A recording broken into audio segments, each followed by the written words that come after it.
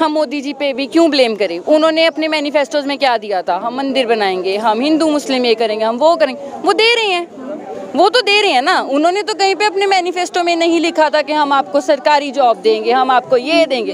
कहीं पे 2 करोड़ नौकरियां बोली थी। ऐसे तो फिर 2014 में 15 लाख आपको आ गया क्या? 15 लाख रुपया आपका, आप बताइए। किसानों की संसद का आज आखिरी दिन है और ये आखिरी दिन की जो कमान है ये महिला सांसदों के हाथ में है। आप भी एक सांसद बन के आई हैं आज। हाँ जी।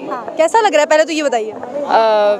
मैं जीते जी भी सोच नहीं सकती थी कि ऐसा एक वीवीवीआईपी ट्रीटमेंट मुझे मिलेगा, पूरा उधर से इधर तक रास्ते तक। जितनी सिक्योरिटी हमें मिली वो तो चलो जो भी रीज़न था, पर चलो हमने तो अपना एक फीलिंग लिया।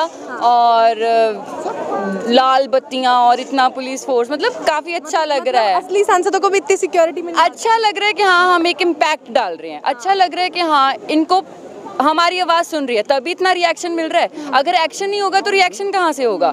इनको शायद हमारे एक्शन की आवाज़ सुनी तभी इनका रिएक्शन ऐसा आ रहा है। फिर चाहे जो मर्जी बोले कि हाँ हम आपको देख नहीं रहे हैं, हम आपको सुन नहीं रहे हैं, पर हमें पता है कि हमें सुन रहे हैं, हमें पता है कि हमसे डरे हुए हैं। 8.5 महीने बाद ये रिएक्शन मिल रहा है। नहीं 8.5 नहीं मिल तो देखो पहले दिन से ही रहा है, पर अभी देखो जितनी इलेक्शंस पास आती जा रही हैं, जितना मोदी जी का वर्ल्ड वाइड जुलूस निकलता जा रहा है, उस हिसाब से तो रिएक्शन इनका जायज़ भी था अगर देखा जाए।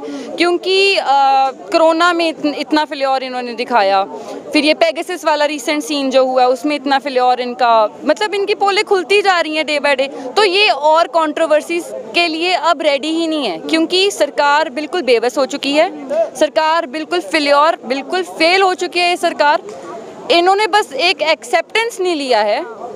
हमारी इकोनॉमी बिल्कुल कोलैप्स हो चुकी है, हमारा हेल्थ केयर बिल्कुल कोलैप्स हो चुका है, और झूठ पे झूठ, झूठ पे झूठ। अब आप कैसे एक्सपेक्ट कर रहे हैं कि हाँ अब ये किसानों से एक और कंट्रोवर्सी ले सकते हैं? ये एक ही झूठ को अगर बार बार बोला जाए तो कहते हैं कि वो झूठ भी सच में बदल जाता है। और योगी आदित्यनाथ जी तो हंसते हंसते कहते हैं झूठ, वो कहते हैं 300 पार, अब की बार 300 पार। तो फिर बोलने खोलने वाले हम जैसे लोग हैं ना। यहाँ तो ऐसा हो कि हाँ ठीक है, इनका झूठ सुनने के लिए अनपढ़ जनता है जो, अब तो सबको पता है। अब एक होता है कि हाँ आप सिर्फ सुन रहे हो या देख रहे हो, जब लोगों के साथ खुद बीतती है, फिर चाहे वो ना भी बोले, कैसे ही बोलेंगे आप खुद बताइए। 2014 के बाद जिसने बोलने की बात की उसको एंटी नेशनल, ये नक्सल है, ये खालिस्तानी है, ये टेररिस्ट है, ये है, ये वो है।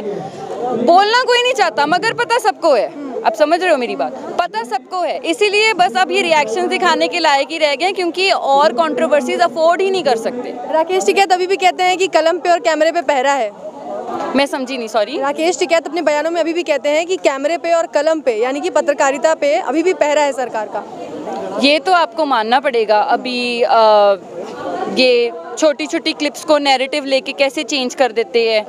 ये यहाँ पे छोटे छोटे बच्चे भी आ रहे होंगे, उनको भी बोल देंगे कि किसान इन छोटे बच्चों को हेट स्पीच दे रहे। मतलब इनको जो मीडिया है ना, जितना गंदा रोल मीडिया ने निभाया है इंडिया के लिए, मुझे नहीं लगता इतना गंदा रोल मोदी ने खुद निभाया है। समझ रहे हैं? मतलब इनको लगता है कि पैट्रियोटिज्म और हेट स्पीच दोनों सेम है। अगर मैं अपने घर में रहती हूँ तो मैं चिल्लाऊंगी, किसको साफ करो।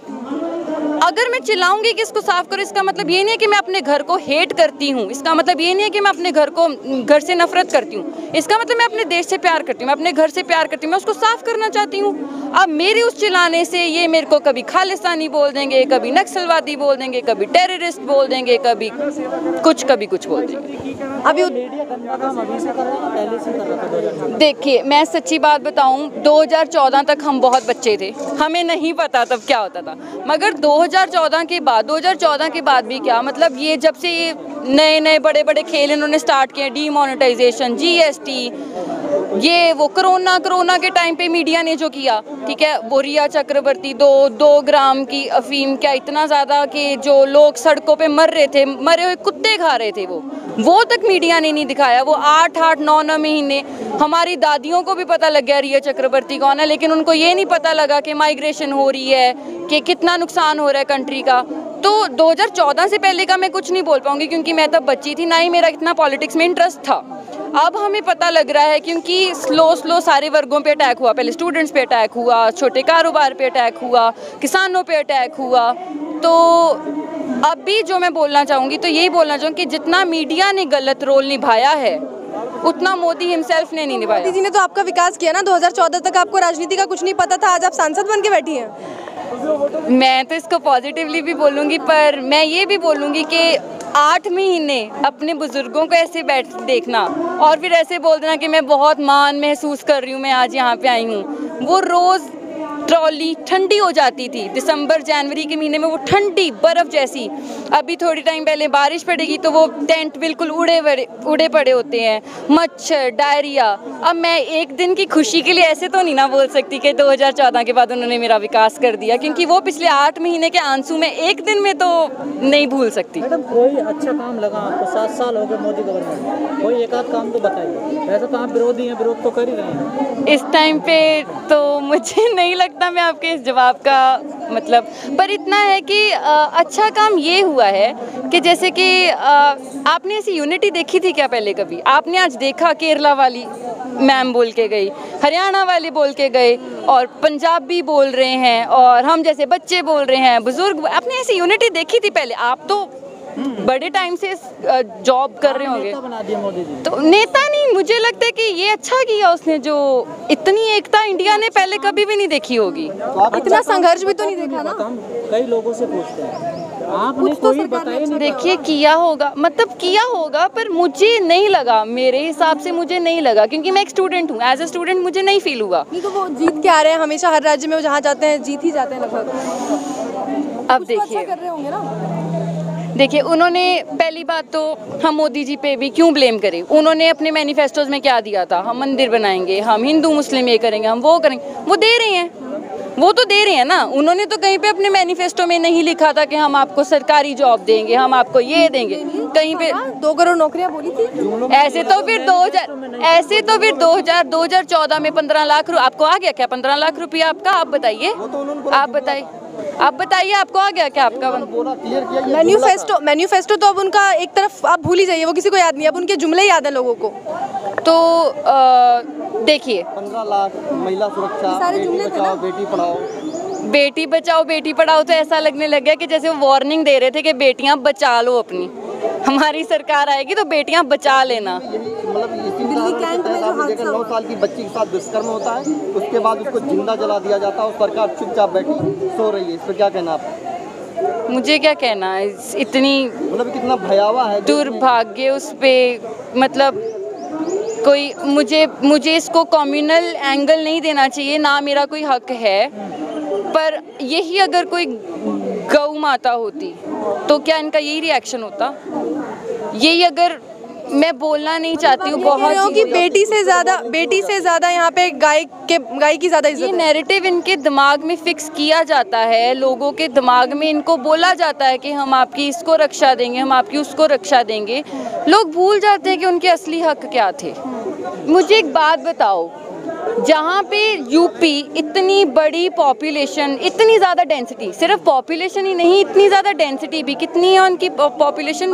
20-22 है ना, हाँ 20 करोड़ के आसपास, 25 करोड़ के आसपास। तो मुझे एक बात बताइए, अब इतना बड़ा राज्य, इतने बड़े राज्य को आप ब्रेन वॉश कर दोगे तो बाकी राज्य तो आराम से 80 सीटें हैं मैडम लोकसभा की यूपी में, 80 सीटें। यहाँ से ही राजनीति केंद्र का रास्ता निकलता है। तो वही तो मैं बोल रही हूँ कि जिसकी यूपी उसका इंडिया काइंड ऑफ।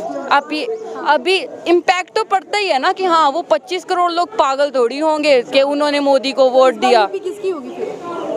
देखिए ये तो मैं कुछ नहीं बोल सकती, जिस हिसाब से किसान होने के नाते आप क्या सोचती हैं? आप मतलब क्या होना चाहिए उत्तर प्रदेश में?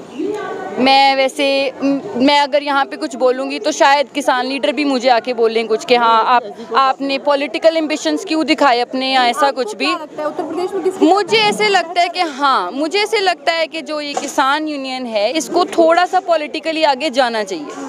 मतलब आपको ये लगेगा कि इन्होंने तो बोला था हमारा कोई पॉलिटिकल एम्बिशन ही नहीं, पर फिर आप बताइए इस टाइम पे हमारे पास सोल्यूशन। हमारी ना कंट्री में प्रॉब्लम ये है कि हम बंदा दे के वोट नहीं करेंगे, हम पार्टी दे के वोट करेंगे, हम विधायक को वोट नहीं करेंगे। फिर ऐसा नहीं है कि मैं बीजेपी के अगेंस्ट हूँ, क्या पता वो मेरे इलाके में से अच्छा विधायक हो, अगर मैं उसको वोट डालूं, क्या पता कांग्रेस का अच्छा हो। हमें बंदा देख के मैं अपना दिमाग नहीं चलाऊंगी, मैं ये देखूंगी कि हाँ ये इस पार्टी का है और ये इस पार्टी का है। तो मतलब जब तक हमारे दिमाग में से ये पार्टीबाजी सिस्टम नहीं ना निकलेगा तब तक मुझे नहीं लगता इंडिया। अभी मैं आपसे पूछूंगी, ठीक है, अगर बीजेपी नहीं तो कौन? आप क्या बोलोगे? कांग्रेस? आप क्या बोलोगे? आप? हम भूल चुके हैं कि बंदे को वोट करते हैं, विधायक को वोट, उसके काम को वोट करते हैं, उसकी पार्टी को नहीं। ये सवाल तो सबसे बड़ा किसानों से है कि बीजेपी नहीं तो कौन, और किसान इसका जवाब अभी तक दे नहीं पा रहे। देखिए, अगर हम अभी ऐसा कुछ, मैं फिर बोल रही हूँ कि मैं तो कोई ऐसे किसान यूनियन में बहुत बड़ी लीडर तो नहीं हूँ, पर मुझे तो, मैं पर्सनली, अगर आपने मेरा पर्सनली ओपिनियन मांगा है तो मैं यही चाहती हूँ कि देखिए, इसमें बच्चों का वर्ग है, इसमें बूढ़ों का वर्ग है, औरतें, हर एक स्टेट के लोगों से। तो मैं तो ये चाहती हूँ कि अगर यूनियन खुद पॉलिटिकल एम्बिशन ले जाए तो कहीं ना कहीं ये सक्सेसफुल हो सकते हैं, because we really need a change. India desperately needs a change, and I am very sure अगर आप ये संसद वगैरह रोज़ सुनते हैं आके, अगर आपको हमारे ओपिनियंस अच्छे लगते हैं, तो अगर पॉलिटिकल एम्बिशन लेती है किसान यूनियन, तो आप लोग खुद वोट डालेंगे। बिल्कुल डालेंगे। और लेकिन जैसा कि आप देखते हैं कि अगर आपको कोई कानून बनाना, कुछ बनाना, तो उसके लिए संसद जाना जरूरी है। अगर किसान का कोई नुमाइंदा अगर संसद पहुंचेगा तो इसमें दिक्कत क्या है? पहुंचेगा तभी तो कानून वापसी होंगी, किसानों के लिए, मजदूरों के लिए अच्छे कानून बनेंगे। देखिए, जब स्टार्ट हुआ था ना ये काम, तो बहुत सारी तोहमतें लगी थी कि इसमें कांग्रेस के लोग हैं, इसमें आप वाले लोग हैं। मुझे याद है कि जब मैं आती थी 26 नवंबर के बाद, जब हम रह के गए हैं बड़े दिन, तो मुझे याद है बहुत बड़े बड़े नेता आते थे, हम बोलना चाहते हैं, मगर किसान लीडर्स बोल देते थे नहीं, हम आपको नहीं बोलने देंगे क्योंकि हमारा कोई पॉलिटिकल एम्बिशन ही नहीं है। अगर आप ऐसे बोलोगे तो आप हमारे इतने बड़े यूनियन को, इतना जो हमने मेहनत की है, आप इसको हाईजैक कर लोगे। तो हमने पहले दिन से ही एक वो लगा के रखा था कि हमें सिर्फ बिल्स वापस करने हैं। हमें नहीं पता था कि 8 महीने तक मतलब इतना बढ़ जाएगा, और हमें नहीं पता था कि ये सरकार इतनी फेल हो जाएगी कि इतने सारे इनके चिट्टे खुल जाएंगे, कोरोना में शरेआम बोल देंगे कि नहीं, हमारा तो कोई ऑक्सीजन से बंदा ही नहीं मरा। हमें नहीं पता था कि पेगासस अपने ही लोगों पे यूज़ करेंगे। हमें नहीं पता था कि अपने ही जवानों को खुद ही मरवा के उसके जश्न मनाएंगे। हमें कुछ नहीं, हम सिर्फ बिल्स के लिए निकले थे। मगर आज की जनरेशन में जो ये पूंजीपतियों के हाथ में दे रहे हैं, हम नहीं चाहते हमारा देश, हमारा घर उसमें जाए। हम खुद चाहते हैं कि हाँ, अभी किसान यूनियन को शायद थोड़ा सा पॉलिटिकली एम्बिशन ले लेना चाहिए। मगर फिर बात वही आ जाती है, फिर हमने एक प्रॉमिस किया था, हम एक बात लेके निकले थे कि हमारा कोई पॉलिटिकल एम्बिशन नहीं है। तो इस टाइम पे इस चीज़ पे ना तो मैं कुछ बोल सकती हूँ और ना ही विपक्ष को लेके बड़े ही हमलावर रहते थे किसान यूनियन के नेता। वो कहते थे विपक्ष हमारी आवाज़ नहीं उठा रहा। राहुल गांधी जब 14 पार्टियों के साथ, विपक्ष की 14 पार्टियों के साथ यहाँ आए थे समर्थन देने के लिए, तो उनको आप लोगों ने पीछे बिठा दिया था।